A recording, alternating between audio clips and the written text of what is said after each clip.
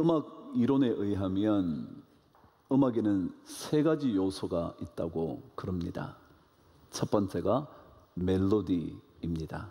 선율이죠. 이렇게 우리가 방금 이렇게 찬양을 불렀다면 세상 흔들리고 이렇게 선율이 있잖아요. 그게 멜로디입니다. 두 번째가 화성입니다. 화음이 어떻게 이루어지는가 그것들을 잘 조절해서 그렇게 해서 음악을 만들어 가죠. 그리고 세 번째가 리듬입니다. 리듬이라는 것 어떤 느낌이 드시나요? 여러분 혹시 이 세 가지의 요소 중에 가장 음악에서 중요한 것이 뭘 것 같으신가요? 어느 것이 가장 중요할까요? 그래요. 선율이 아름다워야죠. 선율이 고와야죠. 화음이 잘 맞아야죠.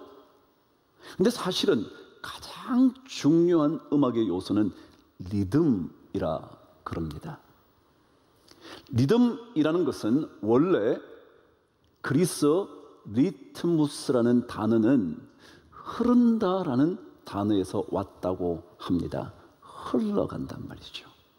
음악이라는 것은요, 이렇게 뭔가 흐르는 느낌이 있어야 합니다. 그 흐름이 막히면 음악이 멈추는 것이나 다름없다는 거죠. 그래서 가장 중요한 요소를 리듬이라 그럽니다. 여러분 아프리카 사람들은요, 멜로디도 없어요, 화음도 없어요, 똑같아요. 그런데도 리듬이 살아있어요. 그래서 그 아프리카 사람들은 가장 음악적인 사람이라고 말하죠. 화음도 없는데요, 그냥 거의 같은 선율로 곡을 이루어 가는데요, 그런데도 불구하고 거기에 살아있는 리듬이 그들로 하여금 가장 음악적인 존재로 살아가게 한다는 거예요. 우리 가슴 속에 심장의 소리가 들려옵니다. 평안할 때는 둥둥둥둥 그럽니다. 마음이 급해지면 둥둥둥둥둥둥 그럽니다. 두려우면 두두두두두두 그럽니다. 이게 리듬입니다. 이 리듬이 살아있어야 음악에 힘이 있다 그럽니다. 갑자기 그 생각을 하다가 우리 영적인 삶에도 영적인 리듬이 있어야 되지 않을까? 이 리듬이 없으면 영적인 믿음의 삶이 멈춰버리거나 영적인 흐름이 없으면 도중에 우리의 믿음이 중단되어버리고 말 수 있다는 거죠. 그럼 신앙인의 삶에도 환난은 찾아옵니다. 그런데 이 환난 가운데서도 영적인 흐름을 타고 있는 사람들은 절대로 믿음을 놓치지 않습니다. 흐름에 따라 계속 믿음을 흘러가게 하는 거거든요. 환난 가운데서도 이 영적인 흐름, 영적인 리듬감을 가지고 있는 사람들은 환난 가운데서도 사도 바울의 말처럼 즐거워할 수 있는 힘이 생기는 거거든요. 그래서 이 영적인 흐름, 영적인 리듬감을 우리는 놓치지 말아야 할 거예요. 어쩌면 사도 바울의 이야기는 전부 다 영적인 흐름에 관한 이야기 같더라고요. 우리가 환난 중에도 즐거워한대요. 믿음 때문에. 그리스도 예수로 말미암아 우리에게 주어진 하나님과의 관계 회복이 우리에게 얼마나 놀라운 믿음의 역사를 일으키는지 즐거운 삶을 살아가도록 만든다는 거예요. 환난을 만났는데도 즐거워한대요. 환난 가운데서 즐거워하다가 점점 더 인내의 충족에 이를 때까지, 그래서 마침내 멋진 그리스도인의 성품을 만들어 갈 때까지 영적인 흐름을 멈추지 않는다는 거예요. 아무리 힘들어도 그 아래에서 견디어 살아갈 수 있는 것을 인내라 그랬죠. 그 인내를 끊임없이 이루어 가다가 더더욱이 즐겁게 인내하다가 우리 안에 좋은 품성이 만들어지는 것, 이게 멋진 믿음의 유익일 거예요. 야고보 사도도 그렇게 말했습니다. 너희가 여러 가지 시험을 만나거든 온전히 기쁘게 여기라. 여러분 인내를요, 인상 쓰면서 하면요 인내가 아름다운 성품을 만들어내지 못해요. 환난 가운데 즐거움을 놓치면 인내하다가 오히려 언젠가 한번 폭발하면요 더 무서워져요. 차라리 조금씩 분출하는 게 낫지 한꺼번에 터지면 감당 못해요. 그러기 위해서는 인내를 기쁨으로 만들어가는 거예요. 그래서 그리스도인들은 억지로 인내하는 것이 아니기 때문에 얼굴이 밝아요.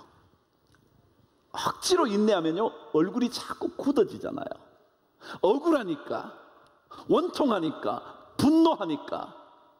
그런데 즐거움으로 인내하기 시작하면 내 안에 좋은 인격이 만들어지는 거죠. 그런데 오늘 성경은 바로 이런 영적인 믿음의 세 번째 믿음의 유익을 얘기합니다. 저와 함께 4절 말씀을 읽겠습니다. 시작. 인내는 연단을, 연단은 뭘 이룬다고요? 소망을 이루는 줄 알미로다 그랬습니다. 세 흐름입니다. 인내, 연단, 그리고 소망이라는 것입니다. 믿음을 가진 사람들의 가장 큰 유익은요 소망하는 사람이 된다는 것입니다. 꿈꾸는 사람이 되는 겁니다. 꿈을 꾸기 때문에 우리는 좌절할 수가 없습니다.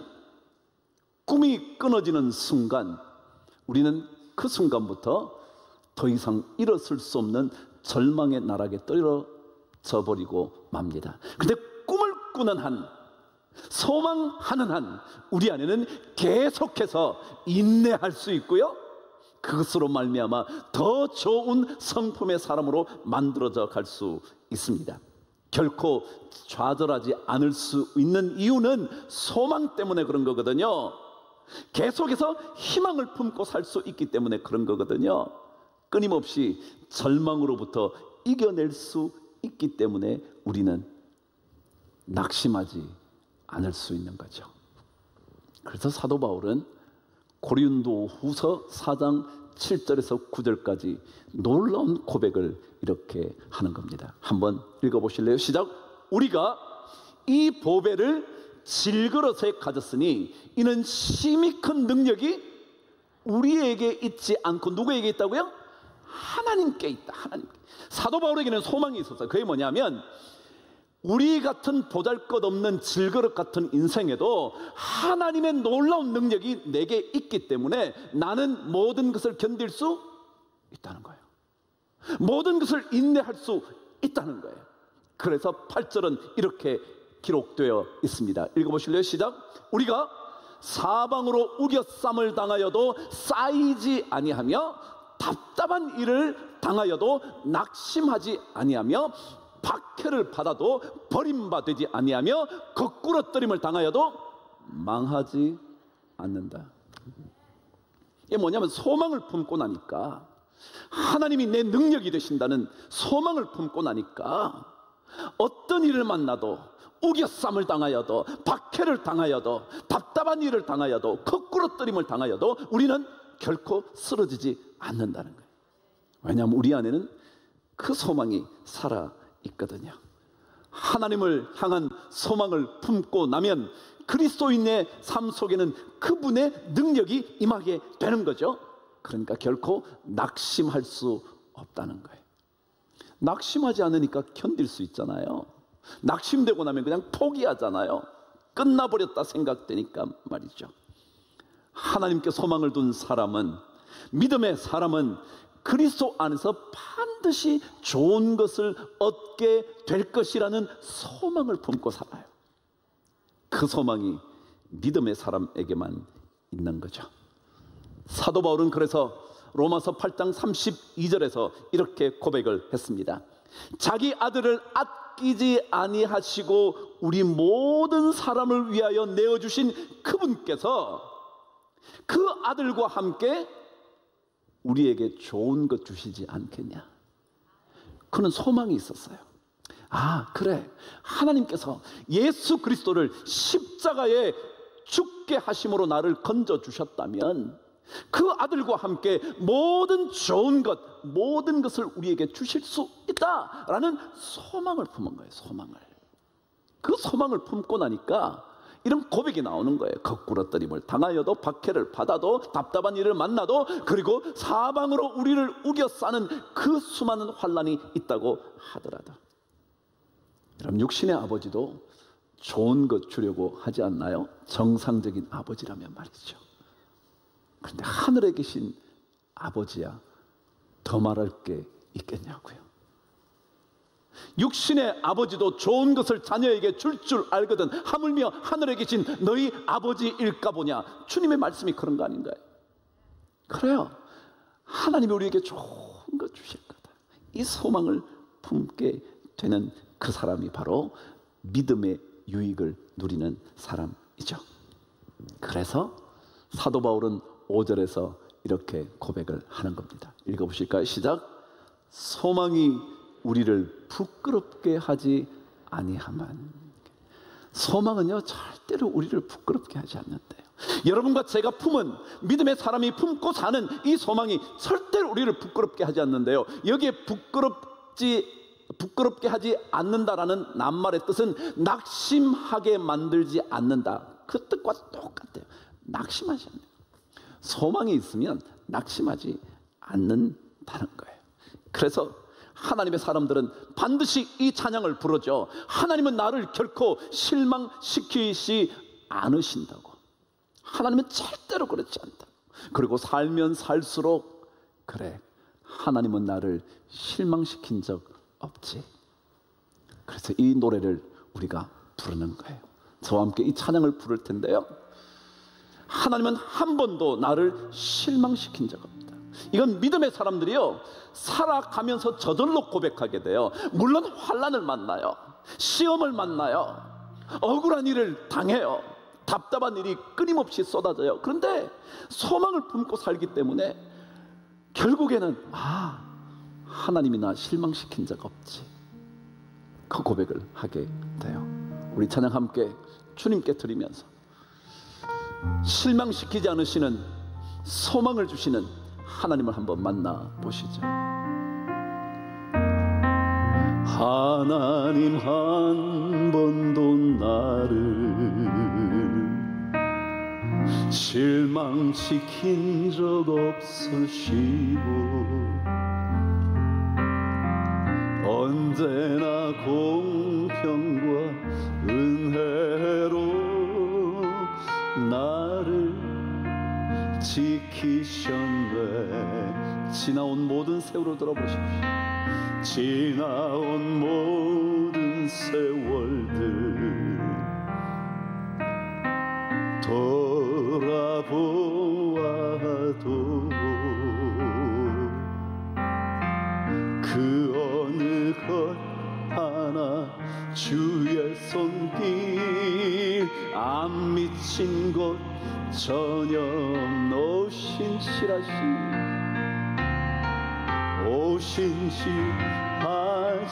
주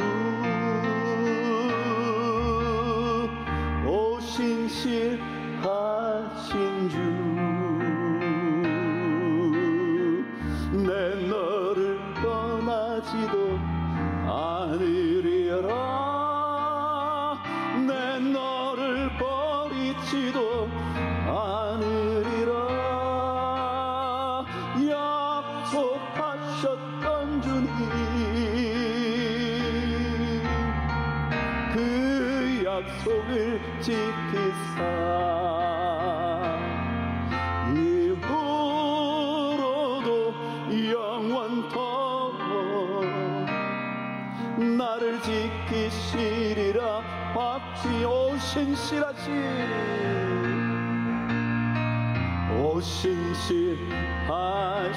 주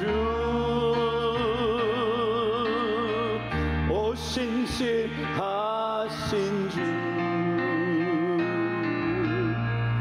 내 너를 떠나지도 않으리라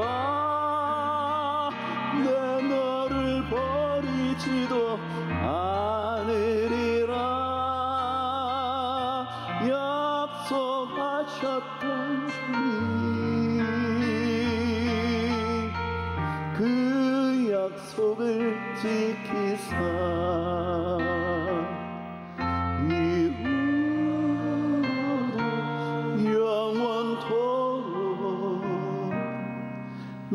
나를 지키시리라 확신하 이후로도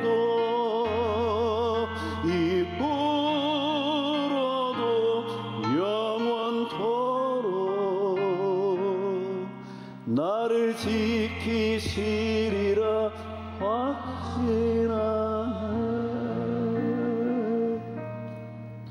오늘 여기에 등장한 부끄럽게 하지 않는다라는 단어는요, 헬라어의 독특한 시제예요.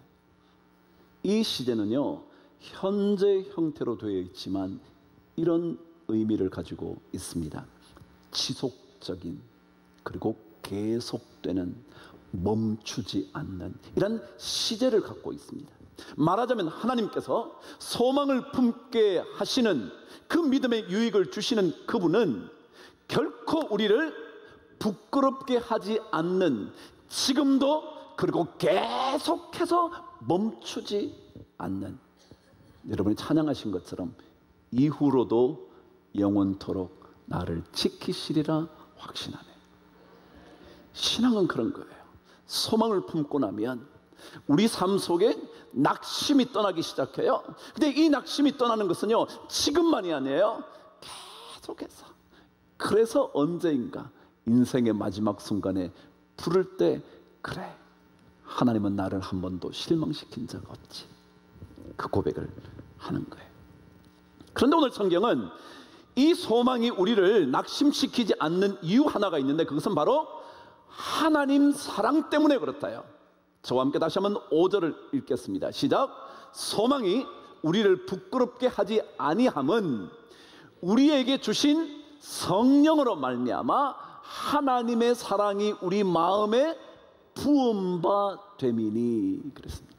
하나님의 사랑이 우리에게 왔기 때문에 절대로 우리의 소망은 우리를 배신하지 않는다는 거예요. 여러분, 기독교의 우리 믿음의 삶의 가장 최고의 복음은 뭐냐면요, 하나님께서 나를 사랑하신다는 거예요. 하나님께서 나를 사랑해요. 하나님께서 이 세상을 이처럼 사랑하사 독생자를 주셨으니 이는 저를 믿는 자마다 멸망치 않고 누구든지 뭐라고요?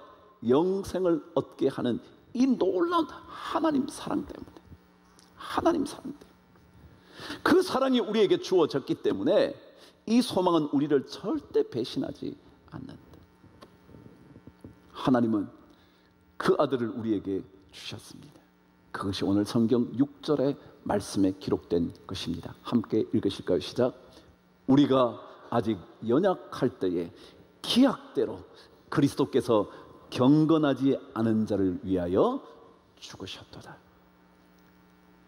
여러분과 저 같은 보잘것없는, 아니 거룩하지 않은, 더러운, 경건하지 않는 그 사람을 살리시기 위하여 주님께서 십자가를 지신 그 하나님의 사랑, 그 사랑 때문에 하나님께서 그것을 믿음으로 고백하는 사람에게 주신 그 놀라운 유익이 바로 이 놀라운 소망이라는 것이죠. 미국에는 유명한 프로 팀들이 많습니다. 경기들이 많죠. 뭐 축구도 프로 경기가 있고요. 뭐 미식 축구 말이죠. 농구도 미식 프로 농구가 있고요. 뭐 야구도 유명하고요. 근데 그 중에 메이저리그 야구의 선수 한 사람의 이야기를 읽게 됐습니다. 워낙 유명한 사람들이 많아서요, 그 많은 사람들을 다 알 필요도 없겠지만 이 사람의 이야기를 읽다가, 그래, 우리 믿음의 유익이라는 게 이런 거구나. 메이저리그에 탁월한 선수들이 많지만 만일 이 메이저리그의 가장 유명한 선수들을 모은 올스타전을 하나 만든다고 그런다면 거기에 반드시 주장이 될 법한 한 사람이 있다 그럽니다. 그는 실력에 있어서나 그리고 리더십에 있어서나 탁월한 선수라는 거죠. 그의 이름이 누구냐면 앤드류 스테픈 맥커춘이라는 사람이랍니다. 아직까 막 이름 몰라도 되죠. 그런데요, 그 사람은 제가 방금 말씀드린 대로 메이저리그의 실력이면 실력, 리더십이면 리더십, 성품이면 성품, 어느 하나 모자람이 없다고 말하는 사람이랍니다. 그는 지금 현재 나이가 30대 중반 이제 40대를 바라보고 있음에도 불구하고 2022년에 850만 불로 계약이 될 만큼 아직까지 여전히 살아있는 탁월한 선수라 합니다. 근데 그가 몇 년 전에 부상을 당해서 그 시즌 초반에 벌써 아웃되어 버렸습니다. 기록 하나 제대로 남기지 못한 채 그는 부상으로 한 시즌을 마감했죠. 그때 그가 이런 이야기를 했다는 겁니다. 하나님께서는 이것을 선하게 사용하실 겁니다 라는 고백이었습니다. 하나님은 이것을 뭐예요? 부상당한 이것을 선하게 사용하실 것입니다. 그분은 내가 지금 겪고 있는 이 모든 것을 사용하실 것입니다. 바로 가장 좋은 것으로 사용하실 겁니다. 그분은 내가 이 모든 부상이 얼마나 고통스러운지, 그렇지만 그 고통 가운데 고통으로부터 오는 아름다움이 있을 것이라는 것을 이곳저곳에서 보여주셨습니다. 부상을 당해서 이 부상 속에서도 아름다움이 있을 거다. There's beauty. 뷰티가 있다는 거야. 뷰티가. 그의 아버지는 목사이랍니다. 흑인인데 그의 아버지 목사, 그는 독실한 그리스도인이라고 프로필에, 독실한 기독교인이라고 프로필에 나올 만큼 그는 믿음의 사람이라 그럽니다. 하나님은 우리의 모든 아픔, 부상당한 것, 고통받는 것, 어려운 상황, 지금 고통스럽게 지나가는 이것을 가장 아름다운 것으로 사용하실 것이고 그 속에 아름다움이 있다는 것을 이곳저곳에서 나에게 보여주시고 계시다고. 그러면 그가 말했습니다. 예수 그리스도의 사랑은 결코 변하지 않습니다. 그것은, 그분의 사랑은 내가 얼마나 잘하고 있는가, 내가 얼마나 못하고 있는가, 그게 전혀 관계가 없습니다. How well I do, 내가 얼마나 잘하냐, How bad I do, 내가 얼마나 못하냐, 내가 얼마나 잘났냐, 얼마나 못나냐, 아무 관계 없습니다. 그분의 사랑은, 나를 향한 그분의 사랑은 결단코 변하지 않습니다. 그리고 변하지 않을 것입니다.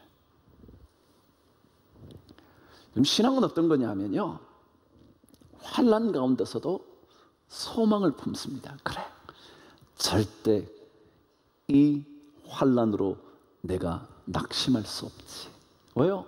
하나님께서 우리에게 주신 꿈이 있잖아요. 나를 향한 하나님의 사랑이 있잖아요. 결코 변하지 않는 그 사랑이요, 내가 좀 잘하면 남들 앞에 의시될 만하고요, 아니 심지어 하나님 앞에 내가 이렇게 잘했는데 하나님이 왜 이러세요? 근데 조금만 못하면요 숨어버리고 싶은 우리 인간 아닌가요? 근데 하나님은 잘하든지, 내가 얼마나 잘하든지 얼마나 못하든지 전혀 관계없다. 그분의 사랑은 변치 않고 변하지 않을 것이다. 믿음의 유익이요 진짜 있습니다. 그분이 우리를 사랑하셔서 그분의 생명을 내어주신 그 사랑으로 말미암아 우리에게는요 환난도 즐겁게 견뎌낼 수 있는 인내와 그 인내가 아름답게 점점 익어가다가 마침내 좋은 그리스도인의 성품을 갖게 되고, 그리고 어떤 일을 만나도 낙심하지 않고 한 걸음 한 걸음 더 갈 수 있는, 그래서 이 믿음이 우리에게 더 깊어져야 이 소망도 열매를 풍성하게 맺게 될 겁니다. 믿음의 유익 있습니다. 절대로 놓치지 않는 여러분과 저 될 수 있다면 얼마나 좋을까요? 이 영적인 리듬을 타고 멈추지 않는 신앙인의 길을 잘 걸어가는 우리 모두가 되기를 주의 이름으로 축복합니다.